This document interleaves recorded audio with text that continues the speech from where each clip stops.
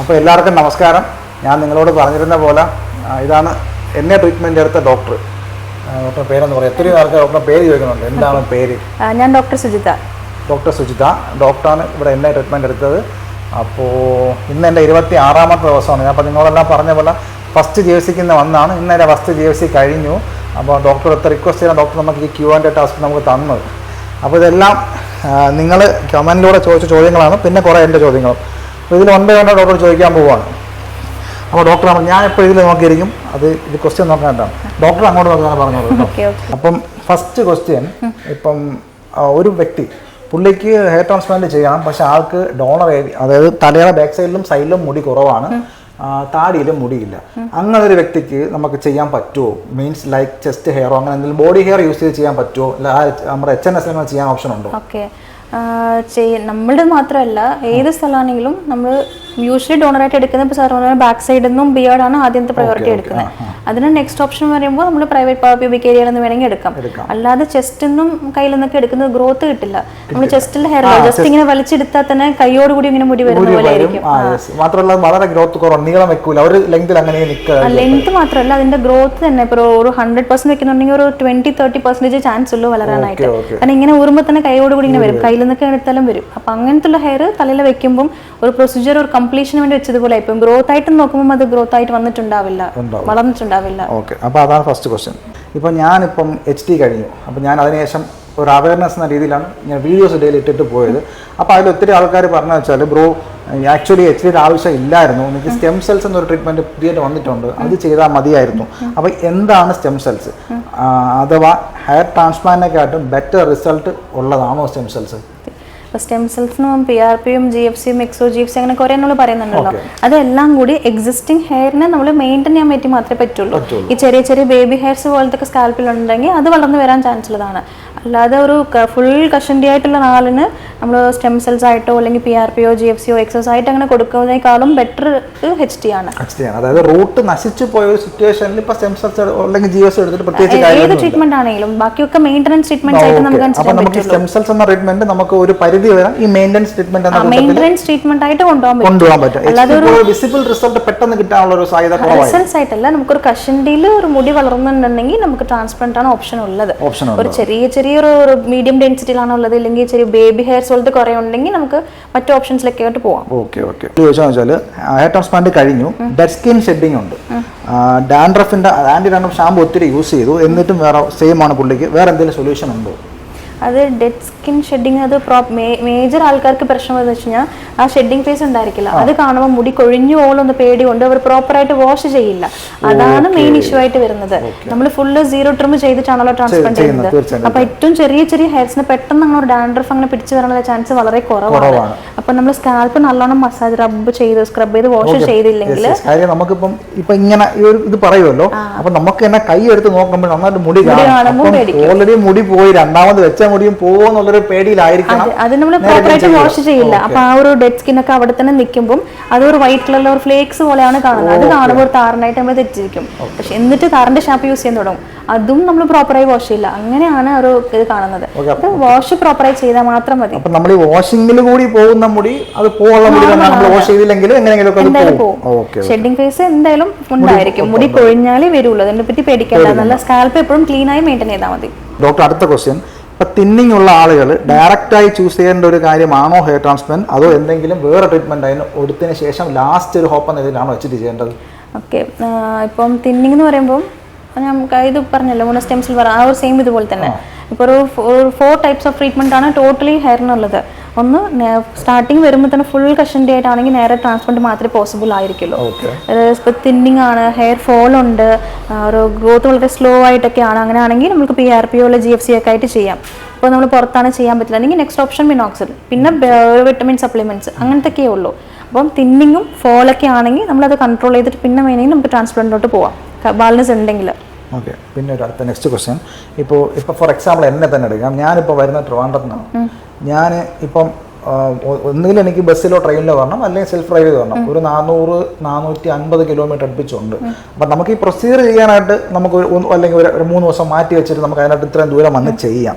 ഈ procedure complete ചെയ്തതിന് ശേഷം നമുക്കിവിടെ 3 GFC ഫ്രീ ഉണ്ട്. ഓക്കെ അല്ലേ? അത് നമുക്ക് കമ്പൽസറി ആയിട്ട് ഇവിടെ വന്ന് ചെയ്തിരിക്കേണ്ടതാണോ? സപ്പോസ് ഇപ്പം എനിക്ക് വെളിയിൽ പോകേണ്ട ഒരാളാണ് ഞാൻ, അപ്പോൾ എനിക്കിപ്പം ഇങ്ങോട്ട് വരാൻ പറ്റൂല, അതിനെന്താ സൊല്യൂഷൻ? എന്താ ഇപ്പം കമ്പൽഷനായിട്ട് നമ്മൾ ഇപ്പം സെർച്ച് ചെയ്തപ്പോൾ 3 എക്സോജിപ്സി ഫ്രീ തന്നായിരുന്നു. ഇപ്പോൾ 6 PRP ആണ് കൊടുക്കുന്നത്.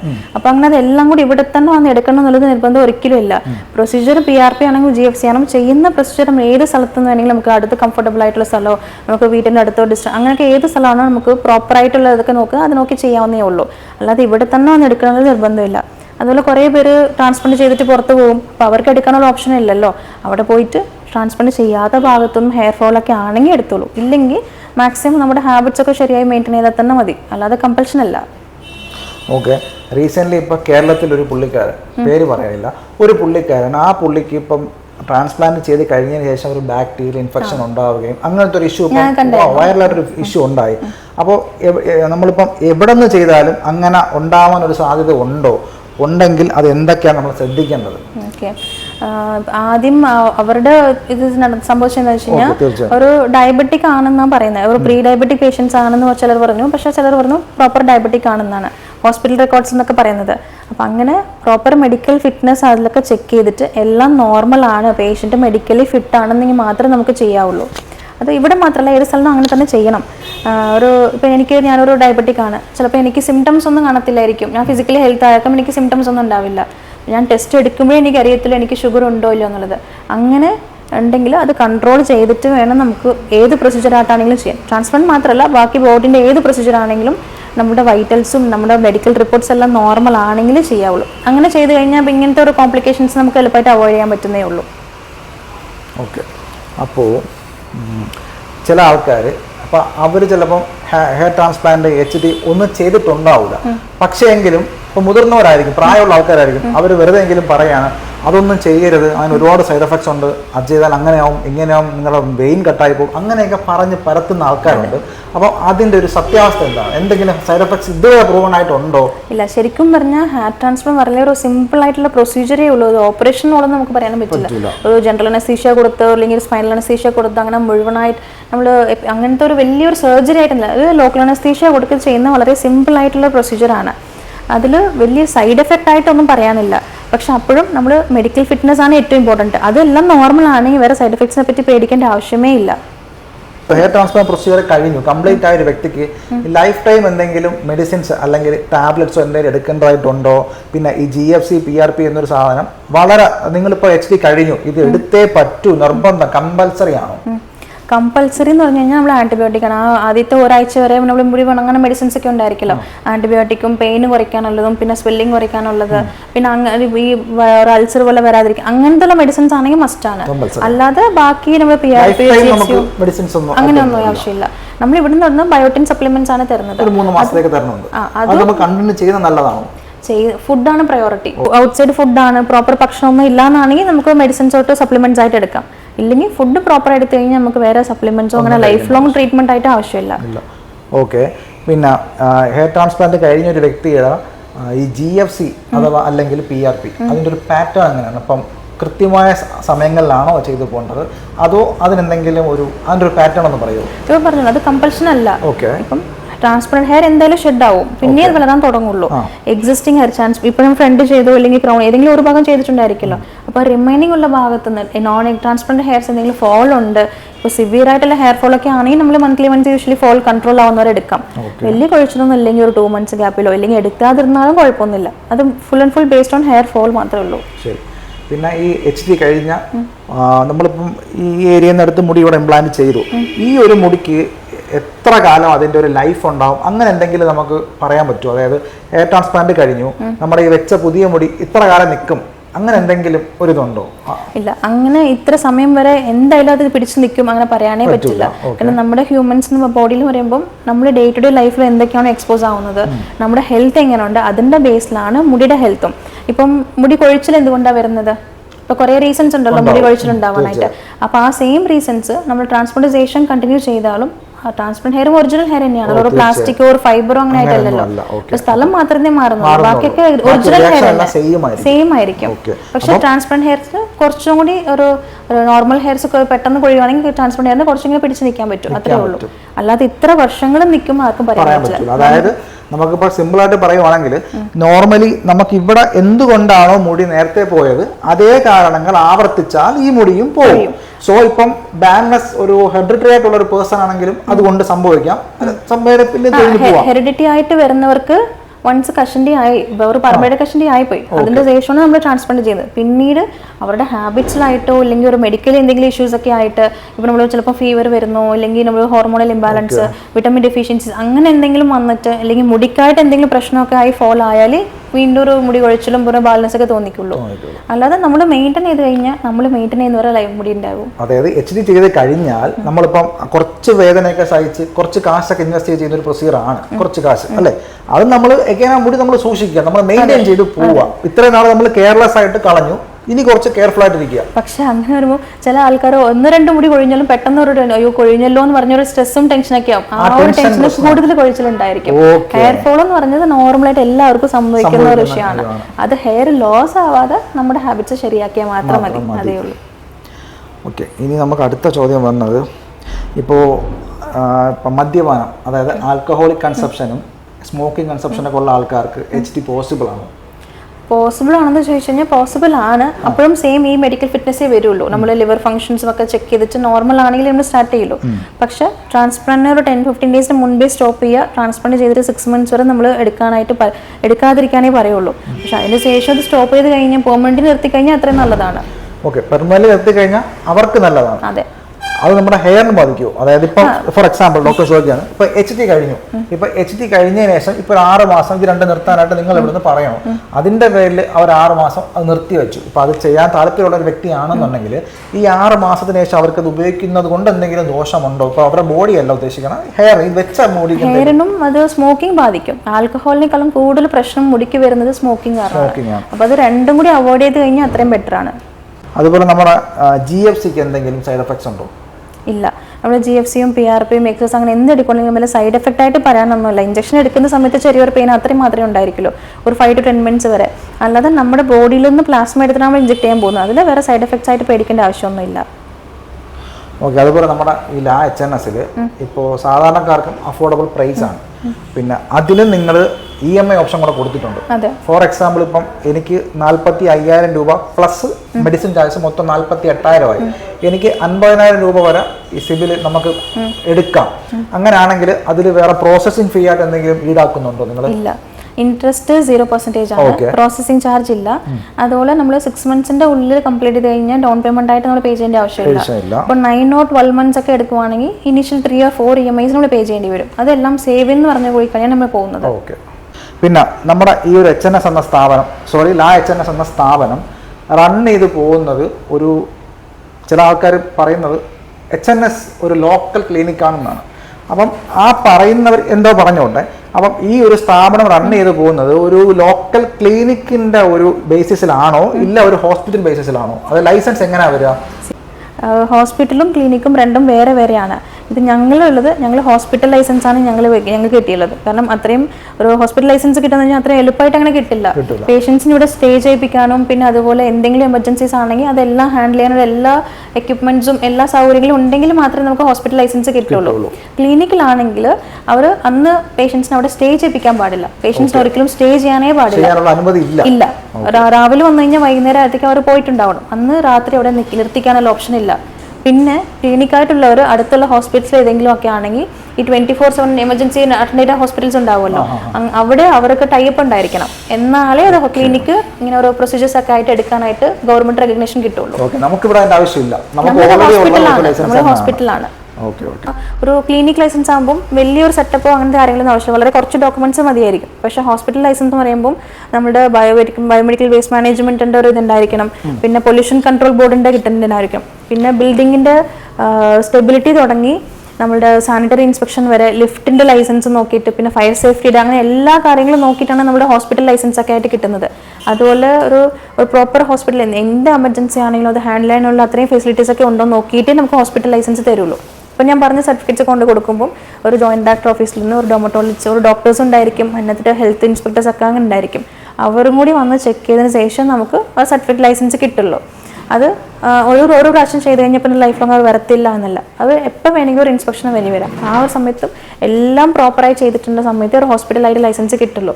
ഇപ്പം പറഞ്ഞ ഇത്രയും സർട്ടിഫിക്കറ്റ്സ് ക്ലിനിക്കലായിട്ട് ഇങ്ങനെ ആവശ്യം വരത്തില്ല. അപ്പം ഞങ്ങളുള്ളത് ഹോസ്പിറ്റൽ ലൈസൻസ് ആണ്. അപ്പം ഞാൻ പറഞ്ഞ എല്ലാ സർട്ടിഫിക്കറ്റ്സും പ്രൊഡ്യൂസ് ചെയ്തതിന് ശേഷം കിട്ടിയ ലൈസൻസേ ഉള്ളൂ. ഇത് ഹോസ്പിറ്റലും ഒരു ക്ലിനിക്കിനുമായിട്ടുള്ള ഡിഫറൻസ് ഇതാണ്. പിന്നെ നേരത്തെ പറഞ്ഞതുപോലെ ഒരു ക്ലിനിക്കിൽ ട്രീറ്റ്മെൻറ്റ് ചെയ്യുവാണെങ്കിൽ ഒരു അടുത്തുള്ള ഹോസ്പിറ്റലായിട്ട് ഒരു ടൈപ്പെങ്കിലും മിനിമം ഉണ്ടായിരിക്കണം. 24/7 ഹോസ്പിറ്റൽ ഒരു ടൈപ്പെങ്കിലും ഉണ്ടായിരിക്കണം. ഇതേ ഉള്ളൂ ഡിഫറൻസ് എന്ന് പറയുമ്പോൾ. ഇനി ഇപ്പം നമുക്കിപ്പം കേരളത്തിനെ വെച്ച് കമ്പയർ ചെയ്യുമ്പോൾ കേരളത്തിൽ ഇപ്പം മിനിമം ഒരു 20 രൂപ മുതൽ 30-ഉം 60-ഉം എനിക്ക് ഇപ്പോൾ ഇന്നൊരു ഫ്രണ്ട് പറഞ്ഞാണ് ഒരു സെലിബ്രിറ്റിക്ക് അവർ ചെയ്ത ഒരു പെർ ഗ്രാഫ്റ്റിന് 120 രൂപ ഇട്ടിട്ടാണ്. സെലിബ്രിറ്റിയാണ്, അവർ കാശുണ്ട്, പ്രശ്നമില്ല. അപ്പോൾ നമ്മൾ അതിൽ നിന്നെല്ലാം വ്യത്യസ്തമായിട്ട് ഈ ഒരു 10 രൂപ എന്ന റേഞ്ചിൽ ചെയ്തു പോകുമ്പോൾ നമുക്കവിടെ നമുക്ക് അടിവരയിട്ട് പറയേണ്ടി വരും 10 രൂപ. കാര്യം 10 രൂപയാണ് ഇപ്പം എല്ലാവരുടെയും പ്രശ്നം. അതുകൊണ്ട് തന്നെ വരാം 10 രൂപയിട്ട് നമ്മൾ ചെയ്ത് പോകുമ്പോൾ നമുക്ക് ഇന്നേ വരാം വേറെ ഒന്നിൻ്റെയും പറ്റി ചോദിക്കുന്നില്ല. ഈ ലാ HNS എന്ന ഈ സ്ഥാപനത്തിൽ നിന്ന് അങ്ങനെ ചെയ്തു പോയ ഏതെങ്കിലും ഒരു വ്യക്തിക്ക് എന്തെങ്കിലും മോശമായിട്ടുള്ള എന്തെങ്കിലും അഭിപ്രായമോ അല്ലെങ്കിൽ എന്തെങ്കിലും ഒരു മേജർ ഇഷ്യൂസോ ഉണ്ടായിട്ടുണ്ടോ? സത്യസന്ധമായിട്ട് പറയുക. ഇപ്പൊ വരെ ആർക്കും ഞങ്ങൾ ആൾമോസ്റ്റ് ഇപ്പൊ 5 ഇയേഴ്സ് എന്തോളം ഇതുവരെ ആർക്കും അങ്ങനെ ഒരു പ്രശ്നമേ ആയിട്ടില്ല. അപ്പൊ ഒരു വ്യക്തിക്ക് ധൈര്യമായിട്ടൊന്ന് ധൈര്യമായിട്ട് ചെയ്യാം. കാരണം നമ്മള് വരുന്നവരെല്ലാവർക്കും അങ്ങനെ പിടിച്ച് ട്രാൻസ്പെറന്റ് അങ്ങനെ ആയിട്ട് എടുക്കാൻ ചെയ്യില്ല. ഓഫർ ഒന്നും പ്രൊവൈഡ് ചെയ്യുന്നില്ല. അങ്ങനെ ഞാൻ ഈ ഒരു സമയത്ത് വന്നാൽ ഈ ഒരു ഓഫറിൽ നമ്മൾ ഇത്രയും പൈസ കുറവാക്കി ചെയ്യും അങ്ങനെ ഒന്നുമില്ല. എപ്പോഴും വർഷം മുഴുവനായിട്ടും 10 റുപ്പീസേ ഉള്ളൂ. അപ്പൊ അതിന് എല്ലാം മെഡിക്കൽ ഫിറ്റ്നസ് ഒക്കെ ചെക്ക് ചെയ്ത് പേഷ്യന്റ് ശരിക്കും എല്ലാം നോർമൽ ആണോ നോക്കിയിട്ടേ നമ്മൾ ചെയ്യുള്ളൂ. അല്ലാതെ ആർക്കാണെങ്കിലും ഒന്ന് അങ്ങനെ ഡയറക്റ്റ് ചെയ്യുമോ അങ്ങനെ ഇല്ല. ഓടി വരുന്നു. ഇപ്പോൾ ഒരു കസ്റ്റമർ കോൺടാക്ട് ചെയ്തു, നിങ്ങൾ ആദ്യം ഒരു എമൗണ്ട് പറഞ്ഞു, അവരടുത്തില്ല, സോ പിന്നെ വിളിച്ചിട്ട് സാർ ഇന്ന് വന്നാൽ ഇത്തോടൊക്കെ ചെയ്താൽ അങ്ങനെ ഒരു ഓഫർ പ്രൊവൈഡിങ് ഇല്ല. ഞങ്ങൾ അങ്ങനെ ഒരിക്കലും ചെയ്യാറേ ഇല്ല, ഇനി ചെയ്യൂല. ഞാനത് മുന്നേ പറഞ്ഞിട്ടുണ്ട്. ഞാൻ ഇവിടെ കോൺടാക്ട് ചെയ്തിട്ടുണ്ടെങ്കിലും നിങ്ങളുടെ ഭാഗത്തുനിന്ന് ഒരിക്കൽ പോലും സാർ വരുന്നില്ലേ അങ്ങനെ ഒരു വന്നിട്ടില്ല. യെസ്. ഓക്കെ, അപ്പം അത് കഴിഞ്ഞു. ഇനി വരുന്ന വെച്ചാൽ ഇപ്പോൾ ഇത് 2025 ഓക്കെ. നമുക്ക് ഇന്ന് അപ് ടു ഡേറ്റ് ആയിട്ട് ഇപ്പോൾ ടെക്നോളജീസ് ഇങ്ങനെ മാറി വരുന്ന സമയമാണ്. ഇപ്പോൾ ലാ HNS 10 രൂപയ്ക്ക് ചെയ്യുന്നതുകൊണ്ട് നിങ്ങൾ ഇപ്പോഴും യൂസ് ചെയ്യുന്നത് പഴയ മെത്തേഡ് ആണ് എന്ന് പറയുന്ന ആൾക്കാരുണ്ട്. സോ ഞാൻ ചോദിക്കുന്നത്, നിങ്ങൾ ഇപ്പോഴും യൂസ് ചെയ്യുന്നത് ഓൾഡ് ടെക്നോളജി ആണോ ഇല്ല അപ് ടു ഡേറ്റ് ടെക്നോളജി ആണോ? ഏതാ ടെക്നോളജി ഇവിടെ യൂസ് ചെയ്യുന്നത്? ഏതാ ഇവിടെ യൂസ് ചെയ്യുന്നത് FUE ടെക്നോളജിയാണ് യൂസ് ചെയ്യുന്നത്. 2 ടൈപ്സ് ഉണ്ട്. എടുക്കുന്നതിലുള്ള ടെക്നോളജിയിലാണ് 2 മാറ്റം വരുന്നത്. FUT ഒരെണ്ണം, FUE എന്ന് പറഞ്ഞത്. FUT എന്ന് പറഞ്ഞാൽ സ്കിൻ ഫ്ലാപ്പ് മുഴുവനായിട്ട് ഇങ്ങനെ കട്ട് ചെയ്തെടുത്തിട്ട് സ്റ്റിച്ച് ഒക്കെ ഇട്ട് പിന്നെ അതിൽ നിന്ന് ഒരെണ്ണമായിട്ട് ഇങ്ങനെ എടുത്ത് വെക്കുന്നതാണ്. ഇവിടെ ഞങ്ങൾ ചെയ്യുന്നത് FUE ആണ്, അതായത് ഓരോഗ്രാഫായിട്ട് എടുക്കുന്നത്. ഇത് എക്സ്ട്രാക്ഷനിലെ മെത്തേഡിലെ ഡിഫറൻസസ് ആണ്. പിന്നെ ഇംപ്ലാന്റേഷൻ എന്ന് പറയുമ്പോൾ പിന്നെ പെൻ മെത്തേഡ് ഉണ്ട്, സ്ലിറ്റ് മെത്തേഡ്, 2 സംഭവമുണ്ട്. പെൻ മെത്തേഡ് ഉണ്ട്, ഒന്ന് പെൻ മെത്തേഡും പിന്നെ സ്ലിറ്റ് മെത്തേഡും. സ്ലിറ്റ് മെത്തേഡ് എന്ന് പറയുമ്പോൾ ആദ്യമേ നമ്മൾ മുടി വെക്കാനായിട്ടുള്ള ഒരു സ്പേസ് ഒന്ന് ക്രിയേറ്റ് ചെയ്തിട്ട് പിന്നെ നമ്മൾ ഫോർസെപ്സും കൊണ്ട് എടുത്ത് വെക്കുന്നത്. പിന്നെ രണ്ടാമത്തെ പറഞ്ഞ് ആ സ്ലിറ്റ് ഇടാണ്ട് ഡയറക്റ്റ് ഇംപ്ലാന്റ് ചെയ്യുന്നത്. ഇതാണ് ടോട്ടലി ഹെയർ ട്രാൻസ്പ്ലാന്റ് മൊത്തം ടെക്നിക്സ് ഇതേ ഉള്ളൂ. അതിന് ഓരോ പേര് മാറ്റുന്നേ ഉള്ളൂ. ഞങ്ങൾ ആദ്യം തൊട്ട് ഇപ്പോൾ വരെ ചെയ്തുകൊണ്ടിരിക്കുന്നത് സ്ലിറ്റിൽ മാത്രമേ ഉള്ളൂ. നേരത്തെ സ്ലിറ്റ് ഇടുന്നത് നീഡിലും കൊണ്ട് നോർമൽ നീഡിലും കൊണ്ട് ചെയ്തിട്ടുണ്ടായിരുന്നു. ഇപ്പം ഒരു മാർച്ച് ഏപ്രിൽ തൊട്ട് നമ്മൾ സഫയറിൽ സ്ലിറ്റ് ഇടും, അതേ ഉള്ളൂ. നമ്മൾ സ്റ്റാർട്ടിങ് ആ സെയിം ടെക്നോളജിയാണ് ഇപ്പോഴും ഫോളോ ചെയ്യുന്നത്. അതിൽ നീഡിന്ന് പകരം ഇപ്പം സഫയർ യൂസ് ചെയ്യാൻ തുടങ്ങി. അപ്പം ആൾക്കാർക്ക് പെട്ടെന്ന് മനസ്സിലാവുക ഇപ്പം HNS യൂസ് ചെയ്യുന്ന മെത്തേഡ് സഫയർ മെത്തേഡ്. ഓക്കെ, അപ്പോൾ ഈ പല സ്ഥാപനങ്ങളും കേരളമോ അല്ലെങ്കിൽ ഏതെങ്കിലുമൊക്കെ ആയിക്കോട്ടെ, പല സ്ഥാപനങ്ങളും ഇപ്പോൾ ഈ സഫയർ മെത്തേഡിന് 30 മുതൽ 50 അതിൽ കൂടുതലോ ചാർജ് ചെയ്യുമ്പോൾ നിങ്ങൾ ഈ 10 രൂപ വെച്ച് തന്നെ അതിന് വാങ്ങുന്നു. അപ്പോൾ അതിൽ നിങ്ങൾക്ക് അത് പ്രോഫിറ്റബിൾ ആയിട്ട് റൺ ചെയ്ത് കൊണ്ടുപോകാൻ പറ്റുന്നുണ്ടോ? ഞങ്ങൾക്ക് പ്രോഫിറ്റ് ഞങ്ങൾ വലിയൊരു മാർജിൻ വെക്കാറില്ല. ഞങ്ങൾക്ക് ഇവിടെ ചെയ്യുന്ന ഒരു ട്രസ്റ്റ് ഒരു ഹോസ്പിറ്റൽ ഉണ്ടായിരിക്കും, അതിൽ ബേസിസാണ് റൺ ചെയ്യുന്നത്. ഇവിടെ വർക്കുന്ന ഡോക്ടേഴ്സിൻ്റെ ആണെങ്കിലും സ്റ്റാഫ്സിൻ്റെ ആണെങ്കിലും സാലറി ഒക്കെ കൊടുത്തതിന് ശേഷം ഞങ്ങൾക്കത് മാനേജ് ചെയ്യാൻ പറ്റുന്നുണ്ട്. വലിയൊരു ഇപ്പോൾ പ്രൊമോഷൻ ആയിട്ടോ ഒരു മാർക്കറ്റിംഗ് ആയിട്ട് ഞാനൊരു അഡ്വർടൈസ്മെന്റ് ഒക്കെ കൊടുത്താൽ അങ്ങനെയൊക്കെ ആണെങ്കിൽ എനിക്ക് കൂടുതൽ പൈസ ചെലവാക്കേണ്ടി വരും. അതായത് നിങ്ങൾ ഓൾറെഡി ഇപ്പോൾ അഡ്വർടൈസ്മെന്റ് ആയിട്ടോ ഇല്ലെങ്കിൽ ടിവിയിൽ ആഡ്സോ അങ്ങനെ എന്തെങ്കിലും ചെയ്യേണ്ടി വന്നാൽ ആ പ്രൊമോഷൻ ചാർജ് നിങ്ങൾ എക്സ്ട്രാ ടൈം പേ ചെയ്യണം. അപ്പോൾ ആ പേയ്മെന്റ് നിങ്ങൾക്ക് കസ്റ്റമേഴ്സിന്റെ നിന്ന് മാത്രമേ എടുക്കാൻ പറ്റുള്ളൂ. അപ്പോൾ ഞാൻ പ്രൊമോട്ടർ ആയിട്ടോ അല്ലെങ്കിൽ ഒരു മാർക്കറ്റിംഗ് ഒരാളായിട്ടോ ഇങ്ങനെ വെച്ചിട്ട് അവർ ഒരു യൂട്യൂബേഴ്സ് ആയിട്ടൊക്കെ തുടങ്ങിക്കഴിഞ്ഞാൽ അവർക്ക് ഞാൻ പൈസ കൊടുക്കണം. അപ്പോൾ ആ പൈസ ഞാൻ പേഷ്യൻസിന്റെ ട്രീറ്റ്മെന്റ് വഴി കൂടിയാണ് എടുക്കുന്നത്. ഞങ്ങൾ അങ്ങനെ ചെയ്യാറില്ല. ഞങ്ങൾക്ക് ഒരു എന്താ പറയുക പ്രൊമോട്ടേഴ്സ് ആയിട്ട് ആരുമില്ല. ഇവിടെ ഞങ്ങളുടെ പേഷ്യൻസ് ഞങ്ങൾക്ക് പ്രൊമോട്ട് ചെയ്യാം. അതായത് ഇപ്പം ഫോർ എക്സാമ്പിൾ ആണെങ്കിൽ ഇപ്പം സഫാൻ എന്ന് പറഞ്ഞൊരു ബ്രോ, ആ പുള്ളിക്കാരൻ ഇപ്പൊ ഇന്ന് ഞാൻ കണ്ടു ഇവിടെ വന്നിരുന്നു. അപ്പൊ പുള്ളിയോട് സംസാരിച്ചു. പുള്ളി ഇവിടെ ചെയ്തിട്ട് ഇപ്പം 24 മാസം, അതായത് 2 വർഷം തികയാൻ പോകണം. അപ്പൊ ഞാൻ ആ ഒരു പുള്ളിയുടെ വീഡിയോ കണ്ട് ഇൻസ്പയർ ആയിട്ടാണ് ഞാൻ ഇങ്ങോട്ട് വരാൻ താല്പര്യപ്പെടുന്നത്. കാര്യം നമുക്കിപ്പോൾ ഒന്നും അറിഞ്ഞുകൂടാത്ത സ്ഥലം കേട്ടിട്ടില്ലാത്തൊരു സ്ഥാപനം. അപ്പം നമുക്ക് എന്ത് ട്രസ്റ്റിൽ വരും? അപ്പം ഇതുപോലെ ചെയ്ത് ഓക്കെ ആയിട്ടുള്ള ഒരു പുള്ളി റിസൾട്ടും കണ്ടതിന് ശേഷമാണ് ഞാൻ ഇങ്ങോട്ട് വരാൻ തീരുമാനിച്ചത്. അപ്പം അതാണ് അതിലൊരു ഇത്. അത് തന്നെയാണ് നിങ്ങളുടെ പ്രൊമോഷൻ. ചെയ്ത് ഹാപ്പി ആയിട്ടുള്ള ആൾക്കാർ തന്നെ പ്രൊമോട്ട് ചെയ്യണു. അത് അവർ ഇപ്പോൾ സഫാൻ ആണെങ്കിലും സഫാനുണ്ട്, പിന്നെ സുനീർ എന്ന് പറഞ്ഞ പേഷ്യൻ്റ് അവർ യൂട്യൂബ് ചെയ്യുന്നുണ്ട്, പിന്നെ വിനോദ് എന്ന് പറഞ്ഞൊരു പേഷ്യൻ്റ് ചെയ്യുന്നുണ്ട്. അവരുടെ ആഗ്രഹത്തിന് വേണ്ടി യൂട്യൂബ് റൺ ചെയ്യുന്നു. അവരുടെ പോസിറ്റീവ് ആണെങ്കിലും നെഗറ്റീവ് ആണെങ്കിലും എന്താണെങ്കിലും അവരതിൽ പറഞ്ഞു തരും. സഫാന്റെ വീഡിയോ ആണെങ്കിലും അവർ സ്റ്റാർട്ടിങ് തൊട്ട് ഇപ്പോൾ വരെ മുഴുവനായിട്ട് കാണുന്ന കുറെ പേർക്ക് അറിയാം. പോസിറ്റീവ് ആയിട്ടുള്ളതും നെഗറ്റീവ് ആയിട്ടുള്ള എല്ലാ സംഭവവും ക്ലിയർ ആയിട്ട് പറയുന്നുണ്ട്. ഇപ്പൊ സാറും ചെയ്യാറുണ്ടല്ലോ, അതുപോലെ എല്ലാ കാര്യങ്ങളും ഫുൾ പറഞ്ഞു തരാറുണ്ട്. അല്ലാതെ പ്രോപ്പർ പ്രൊമോഷൻ ആയിട്ട് ഞങ്ങളുടെ റിസൾട്ട് വീഡിയോ അവർ പോസ്റ്റ് ചെയ്യുന്നു, ഇല്ലെങ്കിൽ ഞങ്ങൾക്ക് വേണ്ടി ഇന്ന് ഓഫർ ഇങ്ങനെ തന്നിട്ടുണ്ട് പോയി ചെയ്തോളൂ, ഇവിടെ പോയി ചെയ്തു കഴിഞ്ഞാൽ അങ്ങനെ പ്രൊമോഷൻ